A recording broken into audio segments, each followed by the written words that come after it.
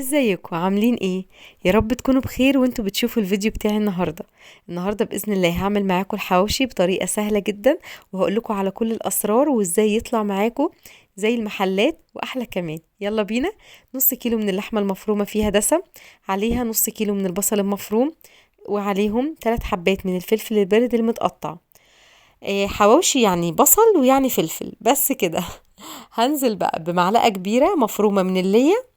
لو ما عندكيش ليا او مش بتحبيها يبقى معلقتين من السمن البلدي. مهمة الليا هنا ان هي بتخلي اللحمة معاكي جوسي وطعمها حلو جدا، بتفرق جدا جدا في الطعم.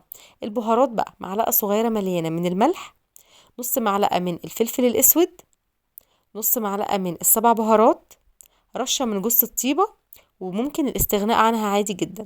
يبقى البهارات بتاعة الحوشي ملح فلفل اسود سبع بهارات، وجوز الطيبة دي اختياري. هندمج كل المكونات مع بعض، وهنزل بقى بالمكون السحري عندي. معلقة كبيرة مليانة من الدقيق، ومعلقة صغيرة مليانة من البيكنج باودر. ليه استخدمت دقيق؟ عشان هيخلي الخليط عندك متماسك، مش هيفرفت في الرغيف.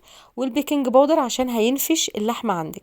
دلوقتي انا قسمت الخليط بتاعي جزئين، جزء هعمله سبايسي وجزء هعمله بارد. طبعا في ناس بتحب الحواوشي سبايسي زي كده، ما اقدرش اكله غير وهو مليان فلفل حامي. بس طبعا لو عندك اطفال فلازم تقسمي الخليط اتنين زي ما انا عملت.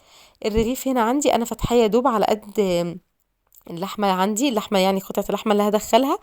وهدخل اللحمه وهفضل احاول اسويها كده من جوه الرغيف، بحيث ما يكونش الرغيف فيه جزء فيه لحمه وجزء التاني ما فيهوش لحمه زي ما انتم شايفين اهو.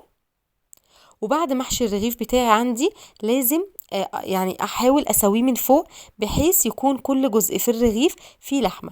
هوريكم الرغيف عن قرب عشان تشوفوا هو قد ايه مليان لحمه وقد ايه متساوي. الكميه دي عملت معايا 6 ارغفه. تقدري لو هتحشي حشو وسط تعمل معاكي من 8 ل 9 ارغفه. بالنسبه للتسويه بقى، هسوي الحوشي عندي بطريقتين.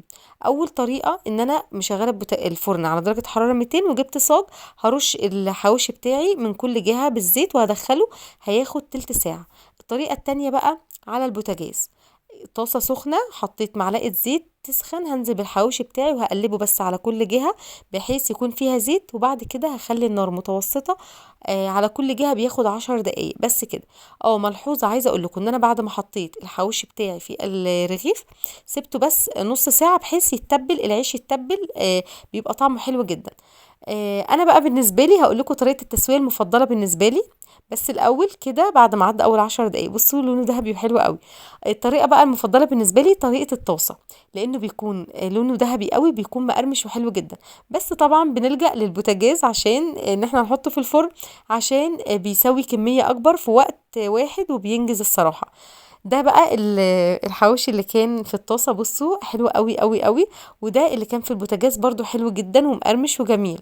عملت جنبيه بقى شويه سلطه خضراء وجرجير وسلطه طحينه.